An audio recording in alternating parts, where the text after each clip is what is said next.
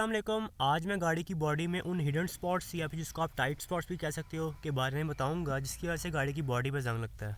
जंग के बारे में मैं ऑलरेडी 2-3 वीडियोस बना चुका हूँ और ये जितने भी कार लवर्स हैं उनको भी अंदाज़ा होगा कि जब गाड़ी पर जंग लग जाए तो सुकून से नहीं बैठा जाता।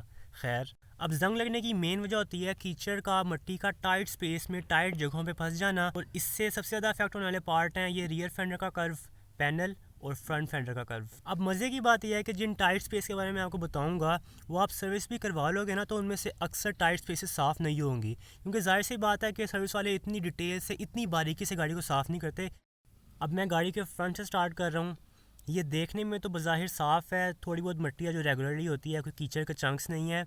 लेकिन अगर आप यहाँ पीछे देखोगे ना, मड फ्लैप के ऊपर जो शील्ड लगी होती है पूरा टायरों कवर करती है, इसमें अक्सर गैप आ जाते हैं। और अगर गैप ना भी हो ना तो टाइम के साथ इसमें मिट्टी इकट्ठी हो जाती है, और अगर आप इसको उतार के देखो तो पीछे मोस्ट प्रोबेबली आपको अच्छी खासी मिट्टी मिलेगी।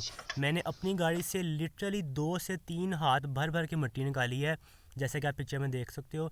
तो ये यहीं पड़ी रहेगी, गीली होगी, फिर ड्राई होगी, फिर गीली होगी, और आपका जो पार्ट है उसे जंग लग देगा और उसे गला देगी वो। इसके अलावा अगर आप कीचड़ या पानी में ड्राइव करते हो तो शॉक की बेस पे भी मिट्टी अक्सर जम जाती है, कीचड़ जम जाता है जो टाइम के साथ साथ बढ़ जाता है और जंग की वजह बनता है। लेकिन इसको वॉश करने के लिए कोशिश करो कि सेफ साइडली कम से कम पानी यूज़ करो। इसके अलावा अगर आप फ्रंट डोर खोलोगे तो यहाँ नीचे आपको एक टाइट स्पेस ही नज़र आएगी। इसमें भी कीचड़ मिट्टी इकट्ठी हुई होती है। इस जगह का कोई ताल्लुक नहीं है साइड स्कर्ट से या बॉडी किट से, ये फेंडर और बॉडी के दरमियान में एक गैप सा है, और आई गेस ये उस शील्ड की ही बैक साइड है। अगर आप इसमें पानी डालोगे तो आपको कीचड़ वाला पानी निकलता हुआ नज़र आएगा।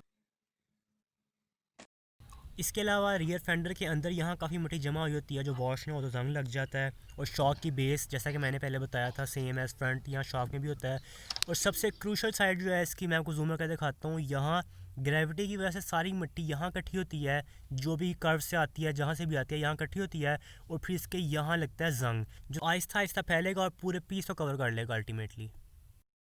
लास्टली, अगर आपकी गाड़ी में ऐसे साइड स्कर्ट्स या बॉडी पैनल लगे हुए हैं प्लास्टिक के, तो देखने में तो काफ़ी प्यारे लगते हैं ये, लेकिन इनके नीचे अंदर काफ़ी स्पेस होती है कीचड़ को, मिट्टी को कैरी करने के लिए, जो कि वॉश ना हो तो अल्टीमेटली पैनल को डैमेज करते हैं। अब इसकी वजह से मेरे यहाँ कर्व पे हल्का सा जंग लग गया हुआ है, ये जो कि अगर मैं ये बॉडी किट या साइड स्कर्ट ना होता तो मुझे कभी ना पता लगता।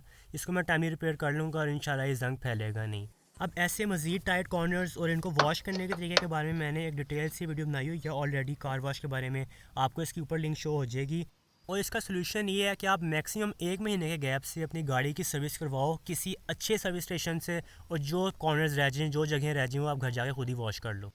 इसके अलावा अगर आपकी गाड़ी की बॉडी पे इतना डीप स्क्रैच है कि जो मेटल तक चला गया हो तो उस पर भी जंग लग जाता है इस तरह, तो इसको आप टाइमली कवर कर लो टचिंग पेंट से, कलम से। इसकी लिंक आपको ऊपर शो हो जाएगी, मैंने वीडियो बनाई हुई है ऑलरेडी इस पर।